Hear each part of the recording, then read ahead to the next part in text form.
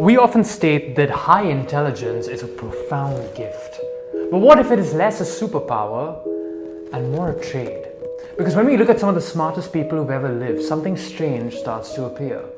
Many of them have achieved incredible things, but they also struggled with anxiety, isolation, depression, obsession, sometimes a cocktail of all four. And that raises an uncomfortable question. If intelligence is such an advantage, then why does it seem to come with such a steep bill? Most people define intelligence poorly. Not IQ, not grades, not vocabulary. It's actually pattern recognition.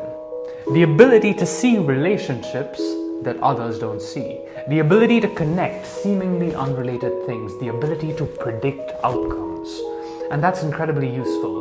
It's why intelligent people often excel in science or strategy, engineering, and high art. But the same mechanism creates problems. Because if you can see patterns, then you can also see threats. Imagine two people boarding a plane. One notices nothing, and the other notices the strange sound of the engine, the weather, the maintenance delay, the pilot's tone. Most of the time, none of it matters.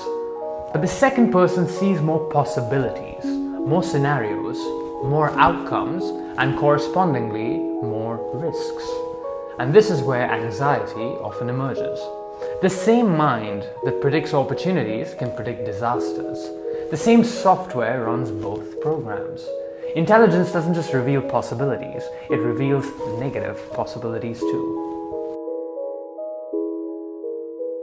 And this is where things get even more interesting. People often assume intelligent people are lonely because nobody understands them. That's usually not the whole story. Often they create the distance themselves. Because understanding how people work can accidentally strip away some of the magic. You start seeing incentives, biases, social dynamics, hidden motives. You see the machinery. And once you've seen the machinery, it's harder to experience the illusion. Not impossible, but much more difficult. Now, one of the biggest advantages that intelligence gives you is the ability to analyze. One of the biggest dangers of intelligence is also the ability to analyze, because eventually analysis becomes paralysis. Every path has trade-offs, every decision has risks, every opportunity has a hidden cost, and you can spend so much time optimizing life that you stop living it. Some people fail because they don't think enough. Others fail because they never stop thinking. There's a reason almost every culture has some version of ignorance is bliss. It's not because ignorance is superior, we all know that. It's because awareness has weight. Every increase in awareness comes with information, and information comes with responsibility. The more you see, the more you have to carry. Now, at this point, you might be expecting a pessimistic ending. But I'm not going to give you one, because intelligence does offer something extraordinary.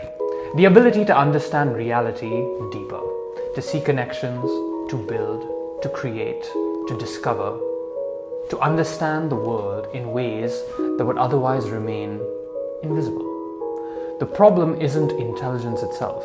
The problem is learning how to live with it. Maybe intelligence was never supposed to make people happy. Maybe it was supposed to make them aware. There's a difference. And awareness is a strange gift, because it can show you beauty that others miss, but it can also reveal truths that are difficult to carry. The price of intelligence is not misery. The price of intelligence is that once you see certain things, you cannot unsee them. And whether that's a blessing or a curse depends entirely on what you do next.